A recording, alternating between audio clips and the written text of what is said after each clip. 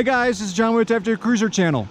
So we've made it to Colorado. This is our first day of camping, and we found a county road off of Hillside, Colorado, and we followed it through what must have been at least an hour and a half of really extreme rock crawling.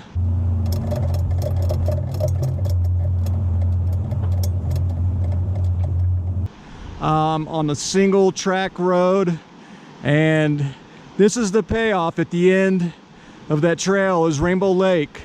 And there are actually two dispersed campsites right up here. There's like one down here, and there's one just right over there, which I think we're gonna move because it's a little bit wider.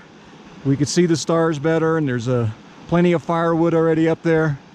So anyways, just wanted to bring a quick clip of the FJ and my wife and Rainbow Lake and this creek. Beautiful. And stay tuned, we'll bring some more videos from our camping experiences in the next 2 weeks. See you later. Like, share, subscribe, ring that bell, leave your comments below. See you guys later.